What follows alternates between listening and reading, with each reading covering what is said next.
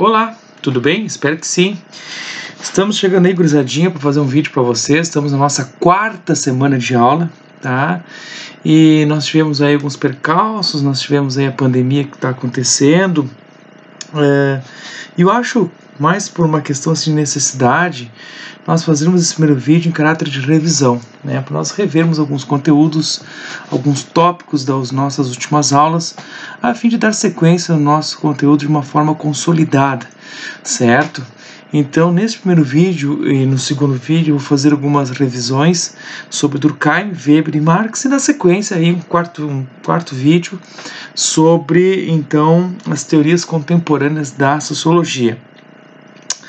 Peço já desculpa a vocês se por acaso esse vídeo não ficar de ótima qualidade, porque é a minha primeira experimentação, né? Minha primeira experiência, vivência nesse mundo de YouTube.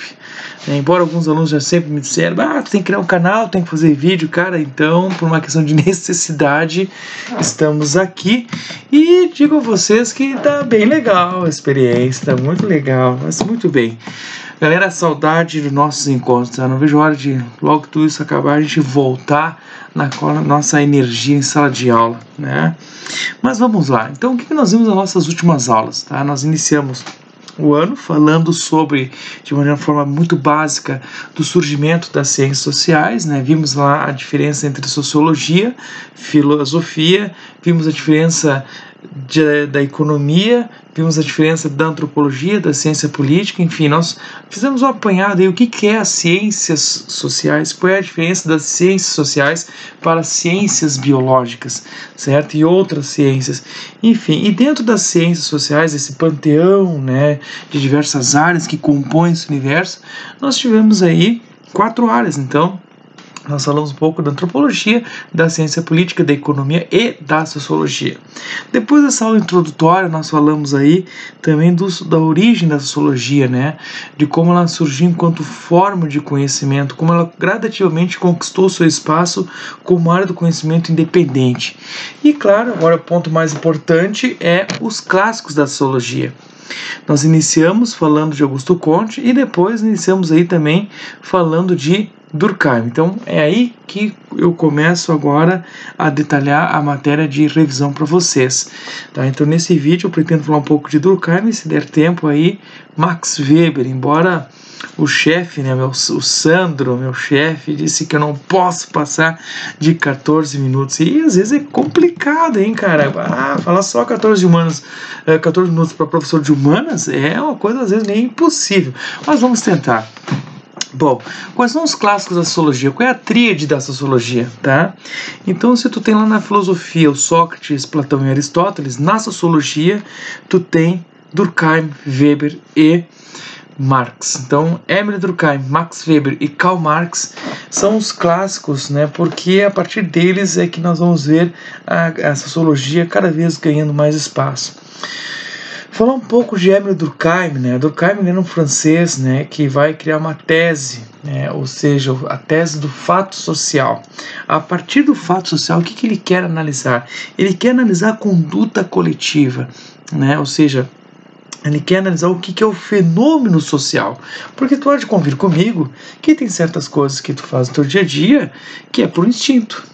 Tá? Por exemplo, o mecanismo de defesa é instintivo, né? Se eu te der um soco, tu não vai me dar um abraço, tu vai me dar um soco, obviamente, porque é instinto de defesa, né? Tem certas condutas, e nesse caso que analisa a psicologia, tem certas condutas que tu faz que é por uma questão de necessidade orgânica, por exemplo, se alimentar, a questão da fome, né? A fome bate, tu vai se alimentar, caso contrário tu morre. É para a manutenção do teu próprio organismo. A ciência biológica explica isso. Agora, na ciência social, especificamente a sociologia, ela se preocupa com aquelas condutas que você faz, que é exclusivamente por interseção, por influência do meio que você faz parte. Exatamente.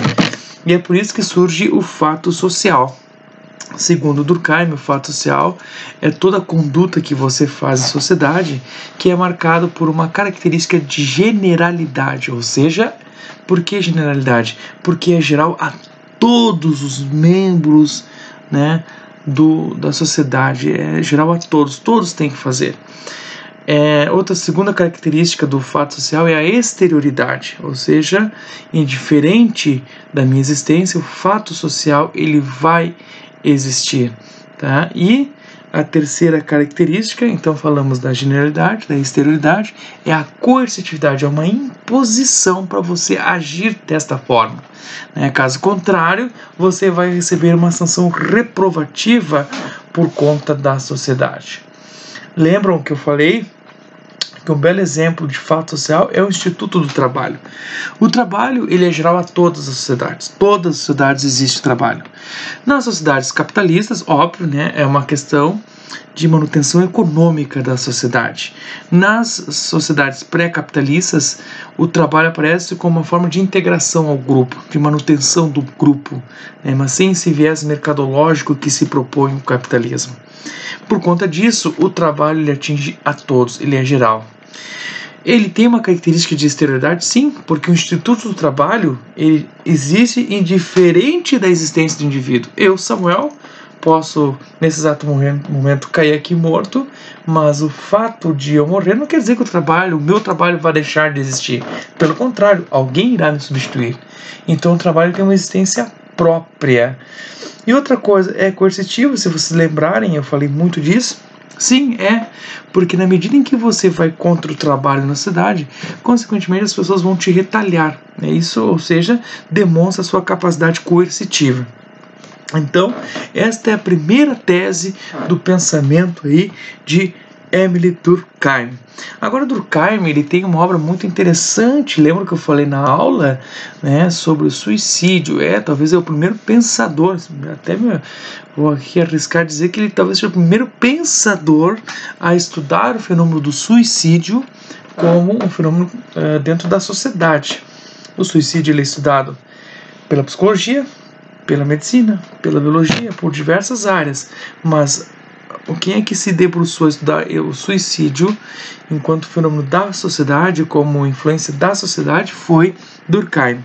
E nessa obra, que se não me falha a memória, de 1897, ele demonstra, tá, os 4 tipos de suicídio que pode acontecer. Primeiro, o suicídio egoísta, quando gradativamente as pessoas elas perdem a sua como é que eu vou dizer, elas perdem sua relação com o meio, gradativamente elas vão se desligando do meio, vão perdendo essa integração com a sociedade, e é por isso que o suicídio aparece como uma forma de libertar, né, de libertação, porque necessariamente é um fardo muito grande existir. Então nada mais faz sentido, a minha família não faz mais sentido, meu filho não faz mais sentido, o curso não faz mais sentido, você não faz mais sentido, e gradativamente só quero me isolar, quando muito eu quero só ficar em casa, e daqui a pouco eu não quero sair do meu quarto, e daqui a pouco, cara, eu não consigo viver mais em sociedade.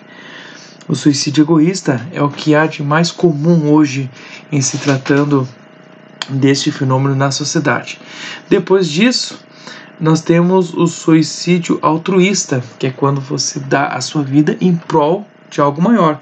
É o caso do radical islâmico que entra para uma organização e vai dar sua vida num atentado terrorista em prol da sua ideologia religiosa. É o exemplo ali do kamikaze na Segunda Guerra Mundial, onde nós vamos assistir ali um piloto dando a sua vida em prol de um país, em prol de uma causa, né?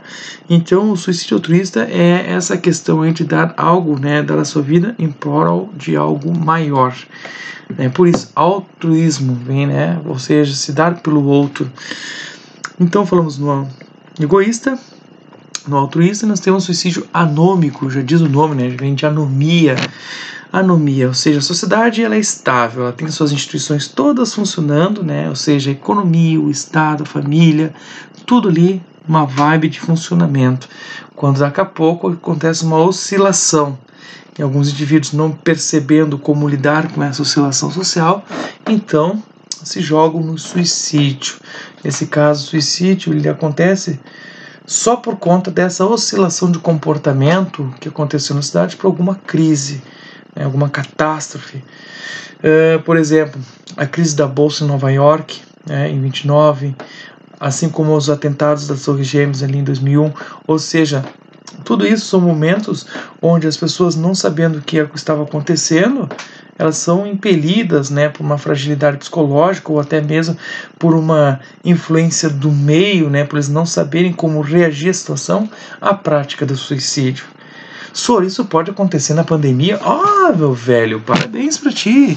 Se tu fez essa pergunta, então é sinal que o que tu tá estudando aqui tá dando resultado, né? Porque de nada adianta você estudar algo que não tenha praticidade. Pelo menos na minha concepção. Sim, é isso aí, meu querido.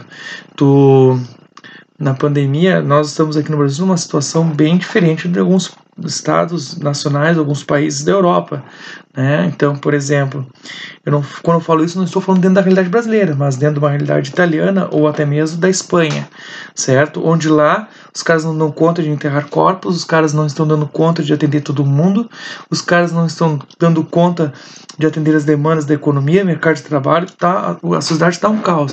E muitas vezes o indivíduo, não sabendo reagir a esses impulsos, ele comete suicídio. Então, nesse tipo de situação, sim, a tua análise está perfeita, tá? Devido ao caos que se instaurou na sociedade.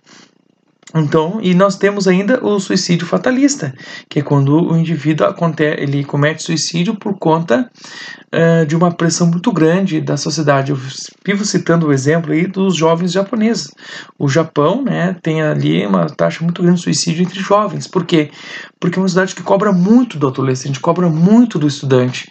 Então, por eles não conseguirem dar esse feedback, né, porque todos nós somos seres humanos e cada ser humano tem suas limitações, acontece o quê? Os jovens não aguentam a pressão, e como uma forma também de se libertar dessa pressão, eles são impelidos ao suicídio. Então, essas são as 4 formas de suicídio segundo Durkheim. Depois nós temos ali a tese da solidariedade mecânica e orgânica. Lembram lá do exemplo que eu dei de Caxias do Sul em 1875 e hoje, nos dias de hoje?